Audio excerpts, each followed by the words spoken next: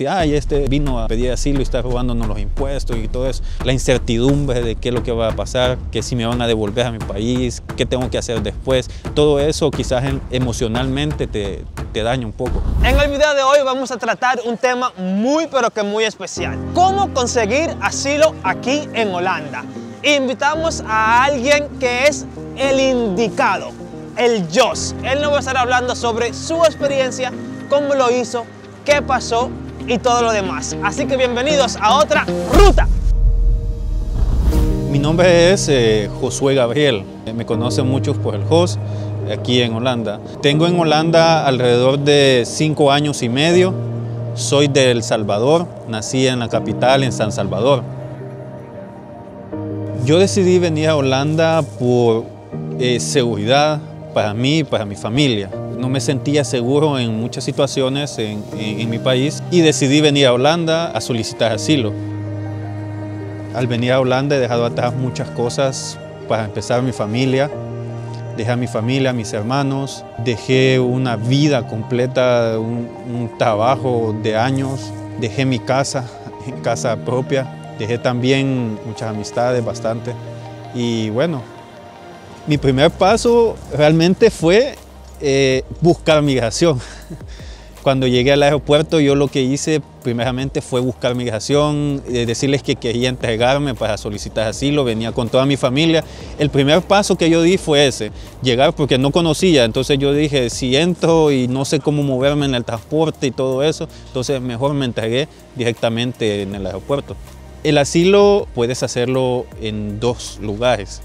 Una de ellas tienes que llegar directamente al aeropuerto aquí a Holanda, y la segunda es salir del aeropuerto e ir a presentarte al lugar de recepción, que es en Ter Apel, en Groningen. Entonces, si no conoces, lo más recomendable pues es llegar al aeropuerto directamente. Quizás esto para los que quieran saber un poco, el asilo no se pide en el país en sí. Hay ciertos programas en diferentes países que lo pueden hacer, pero en realidad si tú vienes a Holanda y quieres ir a la embajada de tu país a decir voy a solicitar asilo a la embajada de Holanda en tu país, te van a decir que no hay un programa ahí de asilo. Entonces lo más recomendable es venir directamente a Holanda y solicitar asilo aquí al país. Las razones para solicitar asilo aquí en Holanda, esto lo pueden encontrar en la página del ind.nl, que están 4 razones. Una de ellas es persecución, ya sea política, religiosa, persecución por identidad sexual, o también puede ser por persecución de que estás temiendo por tu vida. Y son como 4 razones en sí enumeradas, pero pueden encontrarlas ahí en esa página. Pero acá en Holanda directamente hay una que en especial es si tú en tu país estás sufriendo peligro, estás corriendo peligro en tu país y no pueden ellos darte seguridad. Entonces aquí en Holanda esa parte es bien específica y puedes solicitarla de esa manera. Si estás de manera irregular puedes hacerlo, pero tienes que tener en cuenta algo. Para solicitar asilo no solamente es decir que vas a solicitar asilo, tienes que tener pruebas de lo que te ha sucedido, y lo que te ha sucedido tiene que caber entre las 4 razones que te comenté, y si no caben en esas razones, pues lógicamente tu asilo puede ser denegado rápidamente. No tienes pruebas, te sucedió algo, pero no tienes cómo comprobarlo, y lo más importante aquí es sustentar tu caso con pruebas. Entonces, si una persona que está irregular aquí en Holanda y va a solicitar asilo y no tiene pruebas, totalmente va a ser rápidamente quizás negada en el asilo. El tipo de pruebas tiene que ser directamente de lo que te sucedió. Si tú corres peligro de muerte, y así directamente tiene que ser peligro de muerte, tienes que tener por lo menos una denuncia policial, y tienes que tener todo lo que tenga que ver con tu prueba, noticias de lo que te sucedió, fotos, videos, audio, todo lo que tenga que ver con lo que te sucedió en tu caso. Eso es una prueba que pueda sustentar lo que tú estás diciendo. Mi proceso para me aceptar en el asilo fue un poco largo. La verdad que mi proceso duró 1 año, 9 meses. Un proceso largo y bastante cansado porque no recibí el asilo directamente. En la primera fase del asilo me extendieron el caso, luego al año me dieron un negativo en mi caso, entonces fue un momento bastante difícil porque un negativo tendría que ir al juez. Luego pues tuve que actualizar un poco mis pruebas porque en todo ese tiempo ya había pasado más de un año, tuve que actualizar todas mis pruebas para poder ser aceptado. Cuando yo las presenté antes de ir al juez, pues eso me ayudó bastante para yo poder decir mi caso está actualizado y yo puedo optar por asilo. Entonces fue una gran ventaja porque directamente Migración dijo vamos a revisar el caso de nuevo y él no va a ir al juez más, vamos a revisarlo de nuevo. En ese tiempo que estaba esperando, en ese año 9 meses, tú tienes derecho a permanencia en Holanda, te dan un documento que se llama el documento W, documento verde, que con ese documento se renueva cada año para los solicitantes de asilo y estás legalmente en Holanda prácticamente. Es como digamos una residencia, pero un poco limitada porque no puedes hacer muchas cosas. Entonces, pero ese documento te da legalidad en el país en ese tiempo. Entonces puedes permanecer ahí. En cuanto a la comida y todo eso, ellos te dan semanalmente un dinero que tú puedes comprar tu comida, puedes comprar vestidos. O sea, tienes que ajustarte un poco porque es muy poco, pero tienes que ajustarte, pero te ayuda bastante para mantenerte en ese tiempo. Durante el proceso de asilo, tú tienes un lugar donde ellos te ubican. Después de que comienza el proceso al inicio, ellos te mandan a un AZC o un ACC, le llaman, es un lugar donde ellos te ubican y te dicen, aquí vas a vivir mientras estás esperando el proceso. No es en realidad una casa la que te dan, sino que tú vives en una habitación. A veces pueden ser edificios, que son edificios que ya no se usan y ahí ubican a las personas, ahí te ponen ahí con tus hijos, pero tienes que compartir la cocina, muchas veces los baños, tienes que compartirlos muchas veces. O puede ser también que hay otros asilos donde te ubican en casas, unas casas prefabricadas pequeñas donde compartes con otra familia.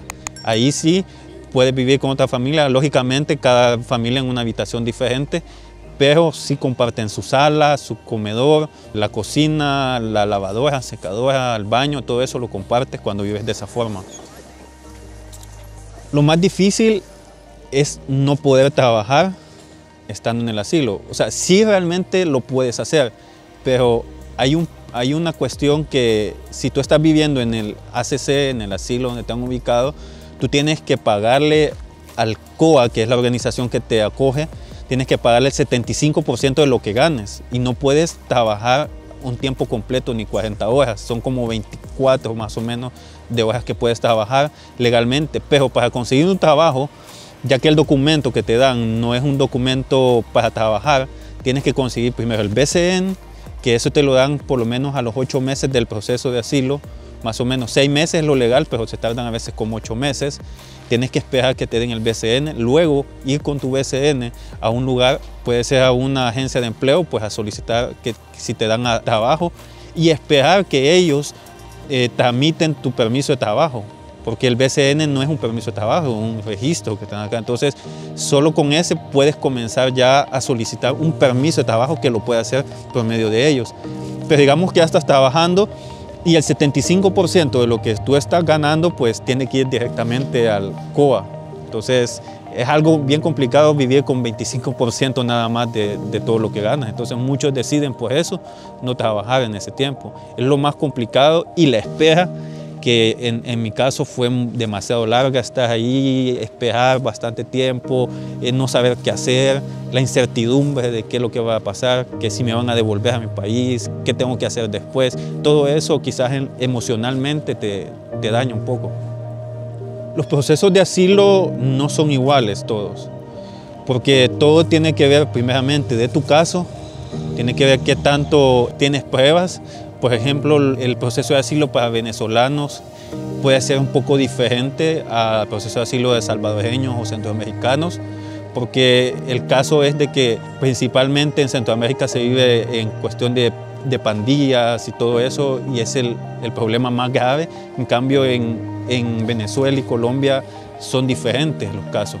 Muchas de las personas que vienen de allá pues a veces no vienen preparadas o listas, entonces piensan que solo por ser del país pueden recibir el asilo y realmente no es así, ni aún siendo solo por decir que vengo de Centroamérica, de un país de alta peligrosidad, pues te van a dar asilo. No, todo tiene que ver tu caso específicamente para que puedas obtener un asilo.